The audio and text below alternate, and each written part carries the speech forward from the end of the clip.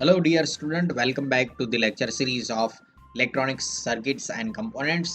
આજે આ લેક્ચરની અંદર આપણે ડિસ્કસ કરશું કે આ જે ઓપરેટિંગ પોઈન્ટ છે ટ્રાન્ઝિસ્ટરનો એ ઓપરેટિંગ પોઈન્ટ છે મેં તમને કીધું હતું લાસ્ટ લેક્ચરમાં કે એક્ટિવ રિજિયનમાં ગમે ત્યાં મૂવ થતો હોય છે. ઓકે, તો એ મૂવ શેના લીધે થતો હોય છે? શું કામ ઓપરેટિંગ પોઈન્ટ એની જગ્યાએથી મૂવ થતો હોય છે? તો કે ઓપરેટિંગ પોઈન્ટ જ્યારે ટેમ્પરેચર ટ્રાન્ઝિસ્ટરનું છે વધઘટ થાય છે ત્યારે એની જગ્યા છે ઉપરની સાઈડ અથવા નીચેની સાઈડ છે વધઘટ થવાના લીધે ઓપરેટિંગ પોઈન્ટ છે એ વધઘટ થતો હોય છે. ઓકે, તો ઓપરેટિંગ પોઈન્ટ શું હતો? તો કે ઓપરેટિંગ પોઈન્ટ છે એ જે આ બેઝ કરંટની લાઈન છે આઈબી લાઈન છે એ આઈબી કરંટ છે વધઘટ થશે તો ઓટોમેટિક ઓપરેટિંગ પોઈન્ટ છે એ ડીસી લોડ લાઈન ઉપર જ્યાં ક્રોસ થાય છે આઈબી કરંટ એ જ્યાં ટચ થશે એને આપણે કહેતા હતા ઓપરેટિંગ પોઈન્ટ. તો જો આ બેઝ કરંટ છે એ વધઘટ થશે તો ઓટોમેટિક એની લાઈન છે ઘણી વખત અહીંયા આવી જશે તો ઓપરેટિંગ પોઈન્ટ અહીંયા કહેશું. જો ઓપરેટિંગ પોઈન્ટ બહુ ઓછો થઈ જશે, બેઝ કરંટ બહુ ઓછો થઈ જશે તો ઓપરેટિંગ પોઈન્ટ નીચે આવી જશે. જો બેઝ કરંટ છે ટેમ્પરેચર વધવાના લીધે જો વધે છે તો આ ઓપરેટિંગ પોઈન્ટ છે એક તો ટેમ્પરેચર ઉપર આધાર રાખે છે. બીજું જેમ આપણે કીધું કે ઓપરેટિંગ પોઈન્ટ છે બેઝ કરંટ સાથે વેરી થતો હોય છે. તો બેઝ કરંટ છે જો બહુ ઓછો થઈ જશે તો એ કટ ઓફમાં જતો રહેશે ઓપરેટિંગ પોઈન્ટ. જો બેઝ કરંટ બહુ વધી જશે તો ઓપરેટિંગ પોઈન્ટ છે એ સેચ્યુરેશન રિજિયનની અંદર જતો રહેશે. તો આવી બધી જે પરિસ્થિતિ છે કે જેની અંદર ઓપરેટિંગ પોઈન્ટ છે સેચ્યુરેશનમાં, કટ ઓફમાં કે એક્ટિવ રિજિયનની અંદર વધઘટ થતો હોય છે તો એને કંટ્રોલ કરવા માટે એક મેથડ હોય છે જેને કહેવામાં આવે છે ટ્રાન્ઝિસ્ટરનું બાયસિંગ. ટ્રાન્ઝિસ્ટરનું બાયસિંગ કરવાથી આ ઓપરેટિંગ પોઈન્ટ છે એ એક્ટિવ રિજિયનમાં કામ કર્યા કરે છે. અને જો ઓપરેટિંગ પોઈન્ટ છે એક્ટિવ રિજિયનમાં કામ કરશે તો આપણે કીધું હતું કે એક્ટિવ રિજિયનની અંદર ટ્રાન્ઝિસ્ટર છે એને એમ્પ્લીફાયર તરીકે તમે ઉપયોગ કરી શકો છો. તો એમ્પ્લીફાયર તરીકે જ્યારે આપણે ડિસ્કસ કરશું ત્યારે હું તમને કહીશ કે આ એક્ટિવ રિજિયનની અંદર ઓપરેટિંગ પોઈન્ટનું શું મહત્વ હોય છે. ઓકે, પણ હાલ પૂરતું આપણે આ જે લેક્ચર છે એની અંદર ડિસ્કસ કરશું કે ઓપરેટિંગ પોઈન્ટ છે ઓપરેટિંગ પોઈન્ટ જો એક્ટિવ રિજિયનમાં રહેશે તો એનાથી શું ફાયદો થશે. ઓકે, અને કઈ રીતે એને ઓપરેટિંગ પોઈન્ટને એક્ટિવ રિજિયનની અંદર સેટ કરી શકાય. તો એના માટે આપણે ડિસ્કસ કરવું પડશે ટ્રાન્ઝિસ્ટરનું બાયસિંગ. ચલો શરૂઆત કરીએ નેક્સ્ટ પોઈન્ટથી. તો આ વિડીયોની અંદર આપણે ડિસ્કસ કરશું કે ટ્રાન્ઝિસ્ટરનું બાયસિંગ શું હોય છે. જ્યારે તમારે ટ્રાન્ઝિસ્ટરને એમ્પ્લીફાયર તરીકે કામ કરાવવું હોય ત્યારે તમારો જે ઓપરેટિંગ પોઈન્ટ છે એ એક્ટિવ રિજિયનની અંદર રહેવો જોઈએ. અને એક્ટિવ રિજિયનમાં સેટ કરવા માટે જે ટ્રાન્ઝિસ્ટરની બાજુમાં જે સર્કિટ લગાવવામાં આવે છે, જે કમ્પોનેન્ટ એક્સ્ટ્રા કમ્પોનેન્ટ લગાવવામાં આવે છે એને કહેવામાં આવે છે ટ્રાન્ઝિસ્ટરનું બાયસિંગ.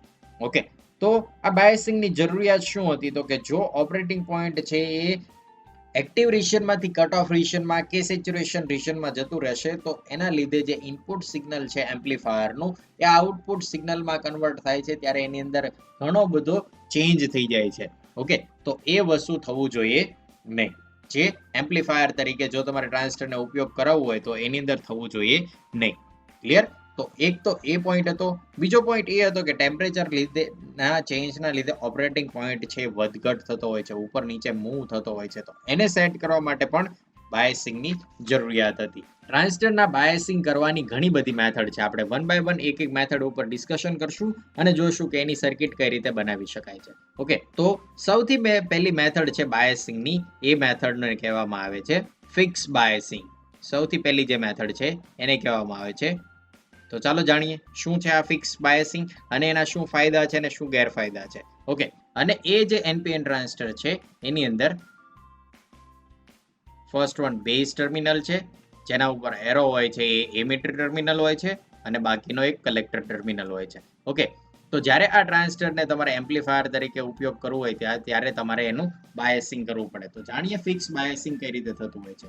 તો કે એનો જે કલેક્ટર છે એ કલેક્ટર ટર્મિનલ ઉપર કોઈ એક રેઝિસ્ટન્સ લાગેલો છે. ધારો કે કોઈ એક આરસી રેઝિસ્ટન્સ છે, કલેક્ટર રેઝિસ્ટન્સ છે જેને આપણે કહીએ છીએ આરસી રેઝિસ્ટન્સ. અને અહીંયા જે તમે પાવર સપ્લાય આપતા હતા એ ધારો કે પાવર સપ્લાય છે plus VCC with respect to ground. ધારો કે કોમન એમિટર કન્ફિગરેશન ઉપયોગ કરીએ છીએ તો કોમન એમિટર કન્ફિગરેશનની અંદર એક પાવર સોર્સ હશે જે વીસીસી છે with respect to ground. Okay, તો ફિક્સ બાયસિંગની અંદર કઈ રીતે કરવામાં આવે છે? તો કે જે અહીંયા પાવર સપ્લાય તમે યુઝ કરો છો એ જ પાવર સપ્લાયમાંથી અહીંયા તમારે બેઝમાં કોઈ એક સિગ્નલ આપવું પડશે. જે સિગ્નલ તમે આ રીતે કોઈ એક આરબી રેઝિસ્ટર સાથે આપતા હશો. ઓકે, એક જ પાવર સોર્સ છે અને એ જ પાવર સોર્સમાંથી તમે શું કરો છો? તો કે બેઝ ઉપર એક સિગ્નલ આપો છો, એક વોલ્ટેજ આપો છો, જેનાથી તમારું જે એમ્પ્લીફાયર છે, જે ટ્રાન્ઝિસ્ટર છે, એ ટ્રાન્ઝિસ્ટરને તમે એક્ટિવ રિજિયનમાં કામ કરાવી શકો અને એના એ જ પાવર સપ્લાયથી તમે શું કરો છો તો કલેક્ટર એમીટરની આઉટપુટ સર્કિટ પણ ડિઝાઇન કરો છો. ઓકે, તો આ જે સર્કિટ છે બહુ જ સિમ્પલ સર્કિટ છે. ઓકે, જ્યારે તમારે ટ્રાન્ઝિસ્ટરને એક્ટિવ રિજિયનની અંદર કામ કરાવવું હોય ત્યારે જે અહીંયા એનો VBE વોલ્ટેજ છે, એ VBE વોલ્ટેજ છે એ તમારે 0.7 વોલ્ટથી 1 વોલ્ટ વચ્ચે રાખવાનો હોય છે અને એના માટે તમારે શું કરવું પડશે તો કે અહીંથી IB કરંટ છે એ એટલો તમારે ફ્લો કરાવવો પડશે કે આ VBE વોલ્ટેજ છે 0.7 થી લઈને 1 વોલ્ટ સુધી તમે સેટ કરી શકો. ઓકે, તો સર્કિટ બહુ સિમ્પલ છે. VCC માંથી આપણે વોલ્ટેજ લઈ લીધા with the help of one resistor RB. Okay, અને એમાંથી એક કરંટ ફ્લો થાય છે, એ છે બેઝ કરંટ. ઓકે, તો સર્કિટ છે બહુ સિમ્પલ સર્કિટ છે. એનો એડવાન્ટેજ છે એની અંદર બહુ ઓછા કમ્પોનેન્ટ, એમ કહી શકાય કે એક જ કમ્પોનેન્ટની જરૂર છે, ખાલી એક RB રેઝિસ્ટર છે તમે કનેક્ટ કર્યો છે. બેઝ અને એમીટરને એક્રોસમાં જે તમારો ઇનપુટ રેઝિસ્ટન્સ હોય છે, બેઝ અને એમીટરની એક્રોસમાં જે ઇનપુટ રેઝિસ્ટન્સ હોય છે એને આ જે બેઝ કરંટ, બેઝ રેઝિસ્ટન્સ છે એનાથી કોઈ અફેક્ટ થશે નહીં. જો અફેક્ટ નહીં થાય તો અહીંયા જે ઇનપુટ રેઝિસ્ટન્સ હશે, ઇનપુટ રેઝિસ્ટન્સ છે એ તમારો એઝ ઇટ ઇઝ રહેશે, એ ઘટશે નહીં. ક્લિયર? તો આ એના એડવાન્ટેજીસ હતા. આ જે સર્કિટ આપણે ડિસ્કસ કરી ફિક્સ બાયસિંગના, એના એડવાન્ટેજીસ હતા. પરંતુ અહીંયા ઘણા બધા ડિસએડવાન્ટેજીસ પણ છે. તો એ કયા કયા ડિસએડવાન્ટેજીસ છે તો કે જે સ્ટેબિલાઇઝેશન ફેક્ટર આપણે ડિસ્કસ કર્યો હતો કે જો common base, common emitter configuration છે તો એની અંદર સ્ટેબિલાઇઝેશન ફેક્ટર શું હતો તો કે IC divide by IB. Okay, તો આ સ્ટેબિલાઇઝેશન ફેક્ટર છે એ જે રીતે તમારો કલેક્ટર કરંટ, બેઝ કરંટ છે એ ઘટતો જાય છે એટલો જ તમારો સ્ટેબિલાઇઝેશન ફેક્ટર છે એ વધતો જાય છે. ઓકે, તો એના લીધે આ જે સ્ટેબિલાઇઝેશન ફેક્ટર છે એ ખાસો એવો વધી જશે અને જો એ સ્ટેબિલાઇઝેશન ફેક્ટર વધી જશે તો તમારી જે સર્કિટ છે એની અંદર હીટ જનરેટ થવાનું વધતું જશે અને જેટલી હીટ વધારે જનરેટ થશે એટલું જ એની અંદર પ્રોટેક્શન તમારે વધારે કરવું પડશે, નહીતર તમારી સર્કિટ છે ડેમેજ થઈ જશે અથવા ટ્રાન્ઝિસ્ટર છે એ બળી જશે. ઓકે, તો બેઝ કરંટ ઘટવાના લીધે અહીંયા શું થાય છે તો કે સ્ટેબિલાઇઝેશન ફેક્ટર છે એ વધી જાય છે.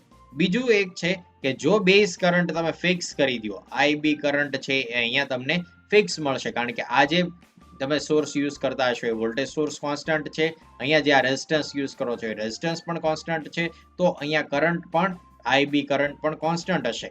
જો IB કરંટ છે એ કોન્સ્ટન્ટ છે તો કોમન એમીટર કન્ફિગરેશનની અંદર IC ની વેલ્યુ શું હોય છે તો કે IC is equal two beta into IB.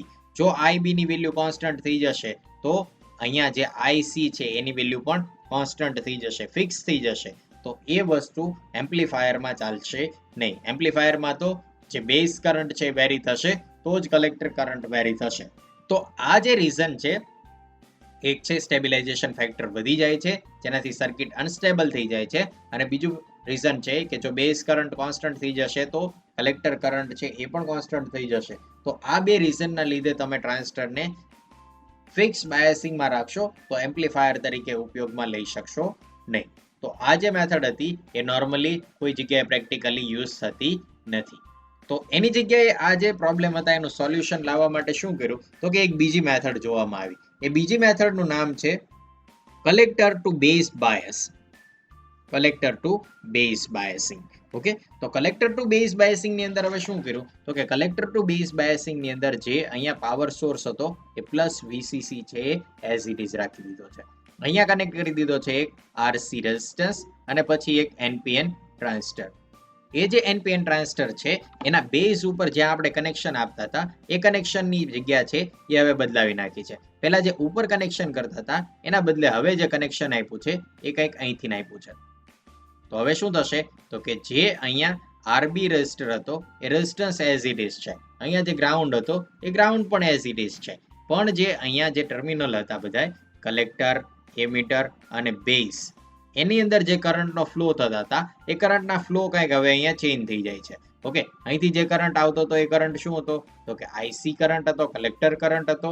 અહીંયા જે કરંટ ફ્લો થશે એ કરંટ કયો હશે તો કે IB બેઝ કરંટ હશે અને અહીંયા જે કરંટ મળશે એ કયો હશે તો કે એમીટર કરંટ IE, જેની અંદર IB અને IC બંને એડ થઈને મળતા હશે.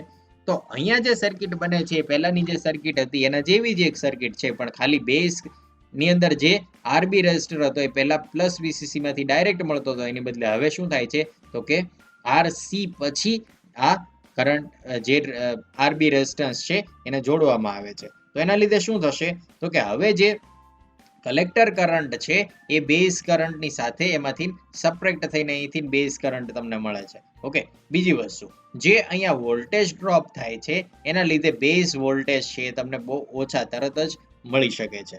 ઓકે, તો એના લીધે શું થશે તો કે જે હવે સ્ટેબિલાઇઝેશન ફેક્ટર બીટા છે એની વેલ્યુ છે આઈસી ડિવાઈડ બાય આઈબી, એ હવે તમને છે થોડી ઘણી ફિક્સ થયેલી સારી વેલ્યુ મળે છે, પણ એ બહુ સારી વેલ્યુ હજી મળતી નથી. પણ જે આ કેસની અંદર ફિક્સ બાયસિંગમાં સ્ટેબિલાઇઝેશન ફેક્ટર હતો એના કરતાં અહીંયા જે વેલ્યુ છે એ તમને બહુ જ વ્યવસ્થિત મળે છે. ઓકે, કારણ કે આઈસી માંથી જ તમારો જે આઈબી કરંટ છે એ ચેન્જ થતો હોય છે. ઓકે, જેટલો આઈસી કરંટ ફ્લો થશે એમાંથી જ આઈબી કરંટ મળશે, તો સ્ટેબિલાઇઝેશન છે થોડું એવું તમને સારું મળે છે. પ્લસ સર્કિટ છે બહુ સિમ્પલ હજી સર્કિટ તમને જોવા મળે છે. પરંતુ હજી જો અહીંયા તમે આ જે સ્ટેબિલાઇઝેશન ફેક્ટર છે એ સ્ટેબિલાઇઝેશન ફેક્ટરની અંદર થોડો પણ ટેમ્પરેચરમાં ફેરફાર થશે તો સ્ટેબિલાઇઝેશન ફેક્ટર છે એ ફરી વખત ખરાબ થઈ જાય છે, અને એના લીધે ટ્રાન્ઝિસ્ટરનો ઓપરેટિંગ પોઈન્ટ છે એ પણ ચેન્જ થઈ જતો હોય છે. એટલા માટે આ જે ઉપયોગ થતો હોય છે આ જે સર્કિટનો, એટલા માટે આ જે સર્કિટનું જે કન્ફિગરેશન છે એ પણ બહુ ઓછી જગ્યાએ ઉપયોગમાં લેવાતું હોય છે. બરાબર છે, તો આ હતું collector to base configuration. Next one biasing જે છે એ બાયસિંગ છે એમીટર રેઝિસ્ટન્સ બાયસિંગ. તો જે ઉપરના જે બંને પોઈન્ટની અંદર જે પ્રોબ્લેમ આવતો હતો કે સ્ટેબિલાઇઝેશન ફેક્ટર છે એ સેટ નહોતો થઈ શકતો, એના માટે એક નવું કન્ફિગરેશન બનાવવામાં આવ્યું અને એ હતું એમીટર રેઝિસ્ટર બાયસિંગ. હવે જે આ કન્ફિગરેશન બનાવવામાં આવ્યું એમીટર બેઝ કન્ફિગરેશન, એની અંદર એમીટર રેઝિસ્ટર બાયસિંગ કે જેની અંદર જે રેઝિસ્ટન્સ આરસી હતો એ એમનામ હતો, એનપીએન ટ્રાન્ઝિસ્ટર પણ એઝ ઇટ ઇઝ હતું, અહીંયા જે વીસીસી સોર્સ હતો એ પણ VCC source as it is છે, અહીંયા તમારું બેઝ ટર્મિનલ છે, કલેક્ટર, એમીટર, અને અહીંયા જે આરસી છે એ પણ એઝ ઇટ ઇઝ છે. ઓકે, જે બેઝનું જે કન્ફિગરેશન હતું એ બેઝનું કન્ફિગરેશન ફિક્સ બાયસિંગ જેવું જ છે કે જેની અંદર સ્ટેબિલાઇઝેશન ફેક્ટર છે એ બહુ વ્યવસ્થિત મળતો નહોતો. આ જે બેઝ રેઝિસ્ટન્સ હતો એઝ ઇટ ઇઝ છે, પણ અહીંયા ચેન્જ કરવામાં આવ્યો, એક રેઝિસ્ટન્સ એક્સ્ટ્રા એડ કરવામાં આવ્યો અને એ રેઝિસ્ટર હતો R E, emitter resistor. Okay, તો હવે શું થાય છે તો કે જે કોઈ અહીંયાથી કરંટ ફ્લો થાય છે એ કરંટ છે એ છે કલેક્ટર કરંટ આઈસી, અહીંયા કરંટ ફ્લો થાય છે એ છે બેઝ કરંટ આઈબી, અને અહીંથી જે કરંટ મળશે એ છે એમીટર કરંટ આઈ. તો આ જે કન્ફિગરેશન છે એ કન્ફિગરેશનની અંદર હવે જે ટેમ્પરેચરમાં જે ફેરફાર થતા હતા એ ટેમ્પરેચરના ફેરફારના લીધે જે સ્ટેબિલાઇઝેશન ફેક્ટર બીટા છે એ બીટા વેરી થતો હતો એ વેરી ઓછો થશે. શું કામ એવું થશે તો કે જે આ વીસીસી પાવર સપ્લાય છે એમાંથી બે કરંટ ફ્લો થાય છે, એક છે આઈસી અને બીજો છે આઈબી, અને એને બે રેઝિસ્ટન્સમાં વોલ્ટેજ ડ્રોપ થઈને હવે જે વોલ્ટેજ મળે છે એ વોલ્ટેજ અહીંયા વીસીઈ ની અંદર અને વીબીઈ ની અંદર મળતા હશે. ઓકે, તો ટેમ્પરેચરમાં જે વધારો થાય છે એના લીધે લીકેજ કરંટમાં પણ વધારો થતો હોય છે, અને લીકેજ કરંટમાં જો વધારો થશે તો આઈસી કરંટ પણ વધી જશે. ઓકે, અને આઈસી કરંટ વધે છે તો ઓટોમેટિક એમીટર કરંટ પણ વધી જશે, અને એમીટર કરંટ જો વધી જશે, શું કામ એવું થશે તો કે એમીટર કરંટનું ઇક્વેશન શું છે તો કે emitter current is equal to base current plus IC current. જો આઈસી કરંટ વધે છે તો automatic I current, emitter current પણ વધી જશે. જો એમીટર કરંટ વધશે તો અહીંયા જે વોલ્ટેજ ડ્રોપ થાય છે, વોલ્ટેજ ડ્રોપ શું હશે તો કે voltage drop VE is equal to RE multiply by VE IE. Okay, તો RE ઇન્ટુ IE, જો IE વધી જશે તો VE પણ વધી જશે. તો એના લીધે શું થશે તો કે અહીંયા જો વોલ્ટેજ ડ્રોપ વધશે તો આ વોલ્ટેજ છે VBE અને VCE છે એ ઘટી જશે, જેના લીધે હવે જે ટેમ્પરેચરના લીધે ફેરફાર થવાના લીધે જે કોઈ કન્ફિગરેશન,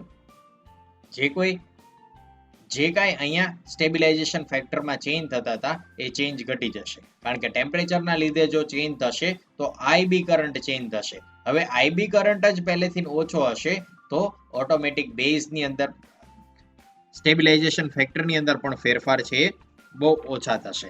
તો આ રીતે તમે આ સર્કિટનો ઉપયોગ કરીને પણ બાયસિંગ કરી શકો છો. અને રેઝિસ્ટર બાયસિંગની અંદર એમિટર રેઝિસ્ટર બાયસિંગની અંદર જે રેઝિસ્ટર લગાવેલો છે એના લીધે જે વોલ્ટેજ ડ્રોપ થાય છે એ વોલ્ટેજ ડ્રોપને કમ્પેન્સેટ કરવા માટે અહીંયા એક કેપેસિટર લગાડવામાં આવે છે, અને એ કેપેસિટર છે એ આ જે રેઝિસ્ટન્સ છે એની પેરેલલમાં લગાવવામાં આવે છે.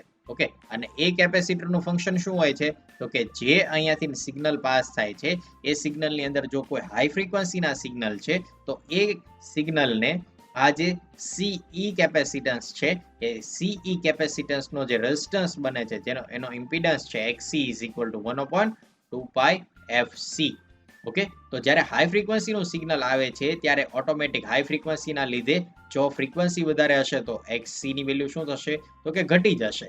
ધેટ મીન્સ કે જે હાઈ ફ્રીક્વન્સીના સિગ્નલ અહીંથી પાસ થવાની ટ્રાય કરે છે બાય જે અહીંયા સીઈ કેપેસિટર છે એમાંથી પાસ થઈ જશે, તો આર ઈ ની અંદર જે કરંટનો ફ્લો હશે એ ઓછો થઈ જશે, જેના લીધે વોલ્ટેજનો ડ્રોપ છે એ ઘટી જશે. તો હાઈ ફ્રીક્વન્સીને જે પાસ થવા માટે જે કેપેસિટર આપણે અહીંયા યુઝ કરીએ છીએ એને કહેવામાં આવે છે bypass capacitor. Bypass capacitor. Okay, bypass કેપેસિટરનું ફંક્શન શું છે તો કે હાઈ ફ્રીક્વન્સીના જે સિગ્નલ છે એ હાઈ ફ્રીક્વન્સીના સિગ્નલને પાસ થવા દેવાનું. ઓકે, જો હાઈ ફ્રીક્વન્સીના સિગ્નલ છે એ અહીંથી પાસ થઈ જશે, આર સીઈ કેપેસિટરમાંથી પાસ થઈ જશે, તો આર ઈ જે રેઝિસ્ટન્સ છે એમાંથી ઓછો કરંટ ફ્લો થશે, જેના લીધે વોલ્ટેજ ડ્રોપ છે એ ઘટાડી શકાશે. ક્લિયર? તો આ રીતે જે અહીંયા તમને કન્ફિગરેશન જોવા મળે છે એને કહેવામાં આવે છે emitter resistance biasing for transistor. Clear? તો આ સૌથી સારામાં સારું એક કન્ફિગરેશન છે જેની અંદર ટ્રાન્ઝિસ્ટરનો જે ઓપરેટિંગ પોઈન્ટ છે એને એક્ટિવ રિજિયનની અંદર તમે સેટ કરી શકો છો. હવે જે સૌથી વધારે ઉપયોગમાં લેવાતું જે કન્ફિગરેશન છે એ કન્ફિગરેશન વિશે જાણી લઈએ અને એના એડવાન્ટેજીસ શું છે એ પણ જાણી લઈએ. તો સૌથી વધારે જે યુઝ થાય છે એ છે ફોર્થ વન બાયસિંગ મેથડ, અને એ મેથડને કહેવામાં આવે છે voltage divider. Voltage divider biasing છે એ પ્રેક્ટિકલી મોસ્ટ ઓફ એપ્લિકેશનની અંદર જ્યારે ટ્રાન્ઝિસ્ટરને એમ્પ્લીફાયર તરીકે યુઝ કરવાનું હોય છે ત્યારે યુઝ થતું એક કન્ફિગરેશન છે. તો જલ્દીથી જાણી લઈએ કે એની અંદર એવું શું હોય છે કે જેના લીધે સૌથી વધારે યુઝ થાય છે. તો આ જે કન્ફિગરેશન છે એને કહેવામાં આવે છે વોલ્ટેજ ડિવાઈડર બાયસિંગ. હવે વોલ્ટેજ ડિવાઈડર બાયસિંગ શું કામ કહેવામાં આવે છે તો કે જે અહીંયા તમે આ એક NPN ટ્રાન્ઝિસ્ટર યુઝ કરો છો એના કલેક્ટર ઉપર એક કલેક્ટર રેઝિસ્ટર લાગેલો છે, એમાંથી જે કરંટ ફ્લો થાય છે એ છે IC કરંટ. એક એમિટર ટર્મિનલ ઉપર રેઝિસ્ટન્સ લાગેલો છે એને કહેશું RE રેઝિસ્ટર, અને એમાંથી જે કરંટ ફ્લો થાય છે એ છે IE resistor, emitter IE current, અને એને કહેશું એમિટર કરંટ. બાકીના જે બે રેઝિસ્ટર છે R1 અને R2 એ બંને રેઝિસ્ટરનો ઉપયોગ થાય છે આ જે ટ્રાન્ઝિસ્ટર છે એને બાયસિંગ કરવા માટે. ઓકે, તો એ શું કરે છે તો કે જે અહીંયા વોલ્ટેજ છે એને વોલ્ટેજ ડિવાઈડરનો એક મારી પાસે કોઈ એક આવો પાવર સપ્લાય છે, એ પાવર સપ્લાય સાથે જો હું બે રેઝિસ્ટર છે એ એક સિરીઝમાં કનેક્ટ કરી દઉં છું તો ટોટલ વોલ્ટેજ છે એ આ બંને રેઝિસ્ટરની એક્રોસમાં ડિવાઈડ થઈ જતા હોય છે. ઓકે, ધારો કે કોઈ એક રેઝિસ્ટર છે R1, બીજો રેઝિસ્ટર છે R2, અને આ જે પાવર સોર્સ છે ધારો કે VCC છે. ઓકે, તો ટોટલ VCC વોલ્ટેજ છે એ R1 ની એક્રોસમાં અને R2 ની એક્રોસમાં ડિવાઈડ થતા હોય છે. તો એ કેટલા વોલ્ટેજ ડિવાઈડ થશે એ આ જે રેઝિસ્ટર છે એની વેલ્યુ ઉપર આધાર રાખતો હોય છે. ઓકે, એક વોલ્ટેજ છે એ તમને કંઈક આ રીતે મળતા હોય છે R2 ની એક્રોસમાં, અને બાકીના વોલ્ટેજ છે એ તમને R1 ની એક્રોસમાં મળતા હોય છે. ઓકે, તો એ જે બંને વોલ્ટેજ છે એને ધારો કે આપણે કહીએ V1 અને V2. ઓકે, તો V1 ની વેલ્યુ છે એ વેલ્યુનું ઇક્વેશન છે એ કંઈક આ રીતે આપેલું હોય છે કે V1 is equal to total voltage VCC into જે રેઝિસ્ટરની એક્રોસમાં તમે જોવો છો એ રેઝિસ્ટન્સની value plus divide by R1 plus R2, that means total resistance. તો V1 જોઈએ તો વોલ્ટેજ ડિવાઈડર થિયરમનો ઉપયોગ કરીને તમને આ રીતે વોલ્ટેજ મળી શકે. જો V2 જોઈએ તો V2 નું પણ ઇક્વેશન છે. V2 નું ઇક્વેશન કંઈક આ રીતે આપવામાં આવે છે કે V2 ઇઝ ઇક્વલ ટુ જે ટોટલ વોલ્ટેજ છે VCC ઇન્ટુ જે રેઝિસ્ટન્સની એક્રોસમાં વોલ્ટેજ જોઈએ R2 divide by R1 plus R2. તો આપણે જે વોલ્ટેજ જોઈએ છે એ જોઈએ છે બેઝ અને એમીટર વચ્ચે, જેને કહેતા હતા VBE વોલ્ટેજ. જે શેના લીધે મળે છે તો કે બેઝ કરંટના લીધે, IB કરંટના લીધે મળે છે. ઓકે, તો આ જે વોલ્ટેજ છે એ આપણને ક્યાં મળશે તો કે એ મળશે R2 ની એક્રોસમાં. તો R2 ના તમારે જો વોલ્ટેજ જોઈએ તો R2 નું ઇક્વેશન શું બનશે તો કે R2 ના જે વોલ્ટેજ છે એ વોલ્ટેજ થયા VBE અને એનું ઇક્વેશન શું બનશે તો કે VCC into R2 divide by R1 plus R2.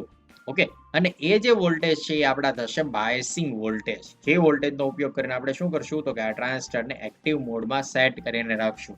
અને જ્યારે પણ સિગ્નલ એના બેઝ ટર્મિનલ ઉપર એપ્લાય કરવામાં આવશે, ધારો કે આ રીતે આપણી પાસે કોઈ એક સિગ્નલનો સોર્સ છે અને કોઈ એક કપલિંગ કેપેસિટર સાથે આપણે કનેક્ટ કરીને આ રીતે કપલિંગ કેપેસિટર થ્રુ પછી કોઈ એક સોર્સ કનેક્ટ કરીએ છીએ જેમાં સિગ્નલ આપેલા છે. ઓકે, આપણી પાસે અહીંયા સિગ્નલનો સોર્સ છે ધારો કે VS અને કપલિંગ કેપેસિટર C1 ની એક્રોસમાં આપણે કનેક્ટ કરી દેશું. તો આ જે સિગ્નલ અહીંથી ફ્લો થશે એના લીધે જે બેઝ કરંટ હશે એ બેઝ કરંટના લીધે અહીંયા કલેક્ટર કરંટ ફ્લો થશે અને આઉટપુટમાં તમને સિગ્નલ મળશે. તો જ્યારે ટ્રાન્ઝિસ્ટરને એમ્પ્લીફાયરના ફોર્મમાં તમે યુઝ કરવા માંગો છો ત્યારે આ રીતે તમે વોલ્ટેજ ડિવાઈડર બાયસિંગનો ઉપયોગ કરીને ટ્રાન્ઝિસ્ટરને એમ્પ્લીફાયર તરીકે કામ કરાવી શકો છો.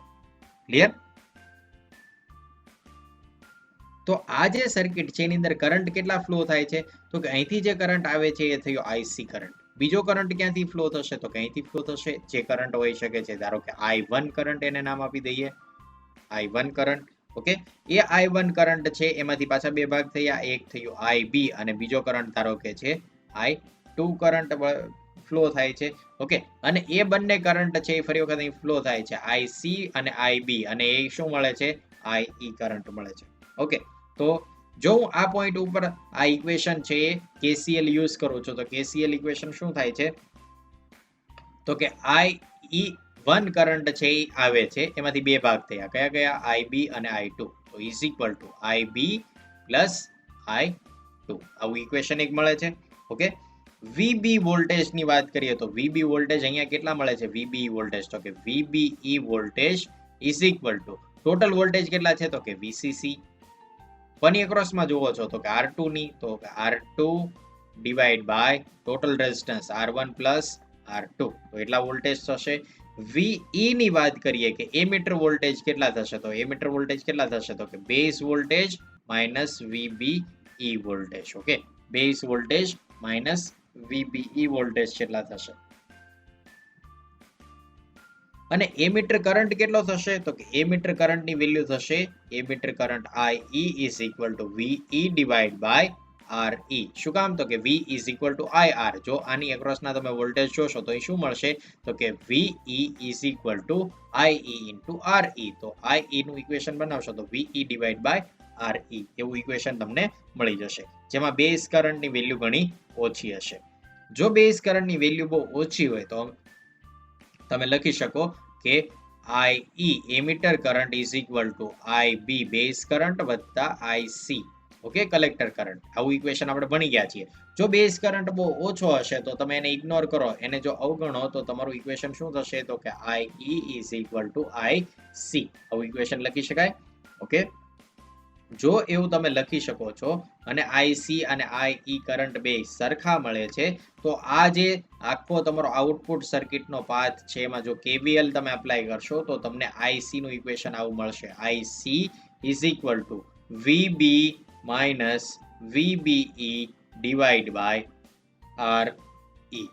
હવે આ ઇક્વેશન કઈ રીતે મળ્યું તો કે IE ઇઝ ઇક્વલ ટુ શું છે તો કે IC. હમણાં જ આપણે જોયું IE ઇઝ ઇક્વલ ટુ શું છે તો કે IC. તો મેં IE ની જગ્યાએ શું લખી દીધું IC.